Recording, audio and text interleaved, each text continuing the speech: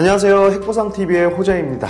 오늘은 교통사고로 뇌출혈이 발생할 경우에 받을 수 있는 합의금 항목을 통해서 어떤 보상을 받을 수 있는지 말씀드리도록 하겠습니다. 교통사고는 언제 어디서나 예기치 않게 발생합니다. 또한 예측할 수 없는 교통사고이기 때문에 수상부위도 예측할 수 없는 것도 마찬가지죠. 하지만 그중 자주 발생하는 수상부위로는 머리를 꼽을 수 있는데요. 에어백이 터지지 않아 핸들에 머리를 부딪히는 경우, 자동차 헤드레스트의 편타 손상과 동시에 머리를 수상한 경우 등을 말할 수 있습니다.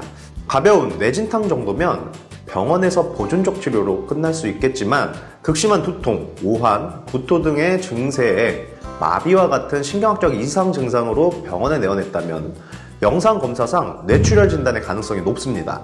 그리고 뇌출혈이 진단되었을 때 대부분의 경우 치료 과정 중 출혈을 잡을 수 있고 완치될 수 있지만 출혈 정도에 따라 심각한 후유장애로 편마비나 언어장애 및 인지장애, 그로 인한 사망까지 이어질 수 있는 아주 위험한 질환이기 때문에 수술적 치료까지 해야 되는 상황이 발생을 합니다. 자, 이제 어느 정도 뇌출혈 진단받고 치료를 받으셨다고 하면 대인보상 담당자와 합의를 하게 되는데요. 여기서 합의금에 영향을 미치는 중요한 한 가지를 말씀드리면, 뇌출혈로 어떤 신경학적 후유장애가 남느냐에 따라 교통사고 합의금이 천차만별로 달라질 수 있다는 점입니다. 예를 들어 뇌출혈로 마비 증세가 있다거나 후각소실, 외상후 스트레스 증후군, 인지기능장애 등의 후유장애가 발생하면 노동능력 상실률이라는 것을 의사의 소견으로 받게 됩니다.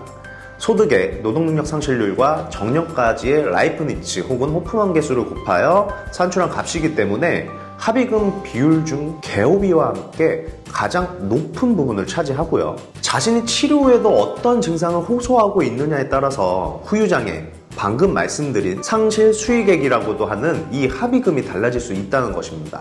또 한 가지 주의할 점은요. 이 후유장애로 인한 노동능력 상실률을 결정할 때 의사의 주관이 개입되기 때문에 의사마다 결과값이 모두 다를 수 있다는 것입니다. 저도 의사는 아니지만 그간 사건 처리 경험으로 비추어 말씀드릴 수 있으니 댓글이나 전화 메시지 주셔서 노동능력 상실률이 어느 정도 예상되는지 확인하시기 바라겠고요.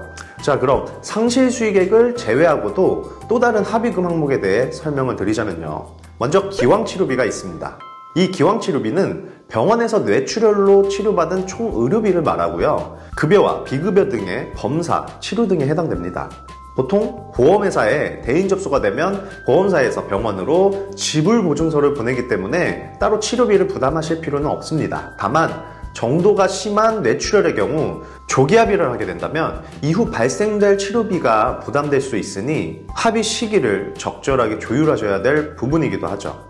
다음으로 향후치료비는 향후에 발생할 의료비를 계산한 항목으로 기왕치료비와 대비되는 성격의 치료비입니다. 예를 들어 앞서 언급했던 뇌출혈로 편마비가 발생했다면 이에 수반되는 휠체어 교체 비용이나 주기적으로 의사에게 진료받아야 할 비용, 영상검사료, 물리치료 비용 등이 있고요. 합의 시 피해자의 이해를 돕기 위해 개호비와 혼동하는 전문가도 있습니다만 이는 엄연히 다른 합의금 항목입니다. 이런 뇌출혈과 관련된 향후치료비도 소송 판례를 참고해보면 굉장히 다양한 부분으로 비용을 산출할 수 있기 때문에 보상 지식만큼 추가 손해를 입증할 수 있습니다.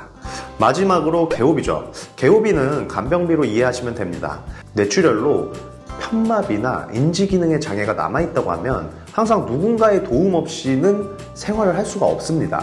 이때 간병인을 두어서 피해자를 보조하여야 하는데요. 남은 여생까지의 개호비를 산정해야 하기 때문에 상실 수익액과 마찬가지로 합의금 중 가장 큰 비중을 차지합니다.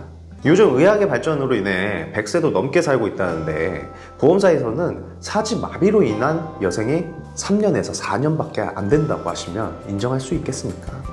당연히 안 됩니다.